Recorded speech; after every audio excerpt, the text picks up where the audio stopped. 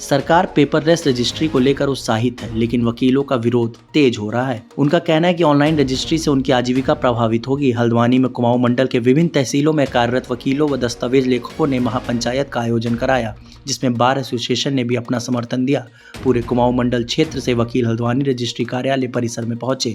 इधर सरकार का दावा है कि ऑनलाइन रजिस्ट्री से भ्रष्टाचार में कमी आएगी और व्यवस्था पारदर्शी बनेगी, लेकिन वकीलों को इस नई प्रणाली से अपने रोजगार पर संकट मंडराता दिख रहा है। वरिष्ठ अधिवक्ताओं ने कहा कि पेपरलेस रजिस्ट्री लागू होने से हजारों वकीलों की रोजी रोटी पर असर पड़ेगा। अधिवक्ताओं के साथ काम करने वाले टाइपिस्ट, मुंशी और ऑफिस स्टाफ भी बेरोजगारी की चपेट में आ जाएंगे। सरकार को चाहिए कि अधिवक्ताओं के हितों की रक्षा के उपाय किए जाएं। वकीलों ने सरकार की नीति पर सवाल उठाते हुए कहा कि रजिस्ट्री की प्रक्रिया सिर्फ ऑनलाइन नहीं हो सकती, क्योंकि इसमें कई कानूनी दांवपेच होते हैं। सीएससी संचालन के पास ना तो पर्याप्त कानूनी ज्ञान होगा और ना ही अनुभव। इससे भविष्य में कई विवाद और कानूनी उलझनें खड़ी होंगी। इसके अलावा आज के दौर में आर्टिफिशियल इंटेलिजेंस को देखते हुए फर्जी जमीनों की रजिस्ट्रियां सहित कई दुष्प्रभाव भविष्य में इसके देखने को मिलेंगे। सभी कुमाऊं क्षेत्र की बार एसोसिएशनों ने मिलकर जो है कुमाऊं क्षेत्र के लिए बुलाई है और आज ही की तारीख में गढ़वाल क्षेत्र के जो बार एसोसिएशन है उनके द्वारा देहरादून बार एसोसिएशन में ये महापंचायत बुलाई गई है। जैसा आपको मालूम ही है, उत्तराखंड ऑनलाइन नियमावली जो सरकार के द्वारा बनाई जा रही है, जो कैबिनेट में पास कर दिया गया है, क्योंकि अध्यादेश जारी होने में अभी समय है, तो उसमें रजिस्ट्री है, कॉन्ट्रैक्ट है, विवाह है, वसीयत है, ये बहुत सारा काम ऑनलाइन किया जा रहा है, जिसके खिलाफ ये महापंचायत बुलाई गई है। क्योंकि इसमें बहुत सारे अधिवक्ताओं के हित प्रभावित हो रहे हैं और जो प्रदेश भर के सैकड़ों हजारों की संख्या में पिटिशन राइटर्स हैं जो इस काम को करते थे, उन लोगों के हित प्रभावित हो रहे हैं और उनका रोजगार छिन गया है। इसमें जो मुख्य खामियां हैं, जहां पर रजिस्ट्री है और वसीयत है, इन सब में प्रॉपर्टी का मामला इन्वॉल्व रहता है। प्रॉपर्टी में कितने फ्रॉड होते हैं वो आप सभी लोग जानते हैं।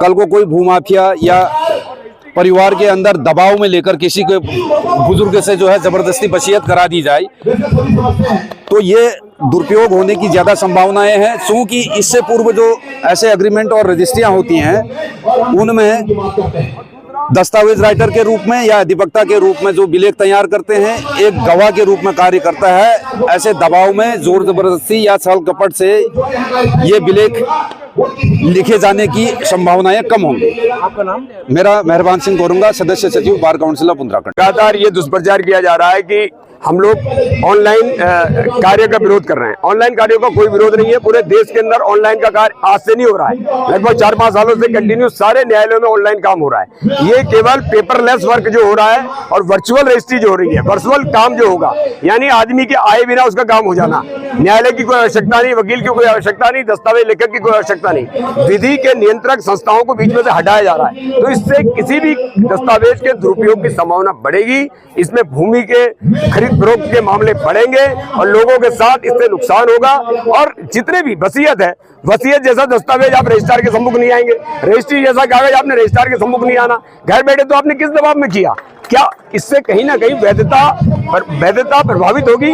और इसलिए हम कहना चाहते हैं कि बार बार ये कह के कि हम जनता को सुलभ ऑनलाइन दे रहे हैं और ये नुकसान कर रहे हैं, ये ऑनलाइन नहीं दे रहे हैं, ये उसी तरीके से काम कर रहे हैं जैसे बकरी के आगे घास रखा जाता है और उसके बाद बकरी का क्या हाल होता है ये आप जानते हैं। इसलिए वकील सिर्फ अपने कार्य के लिए या उनका कार्य प्रभावित हो रहा है इसलिए विरोध नहीं कर रहे, इससे जनता का न्याय का सिद्धांत प्रभावित हो रहा है, इसलिए हम लोग इस हड़ताल पर। राज्य सरकार ने समान नागरिक संहिता का एक प्रावधान ला करके देश भर में सबसे सर्वोच्च प्रदेश होने का, पहला प्रदेश होने का गौरव हासिल किया।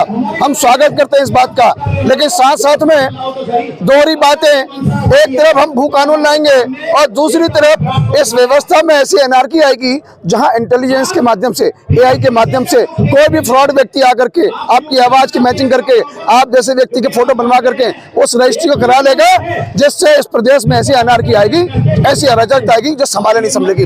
इसके बड़े दूरभाषी, बड़े गंभीर परिणाम आने वाले हैं। हम केवल वकील की बात नहीं कर रहे हैं, हम उस सामान्य गरीब की बात कर रहे हैं जो गरीब गांव से चल करके इस हल्द्वानी में या उधमसिंह नगर में कोई जमीन रजिस्ट्री कराने आ रहा है।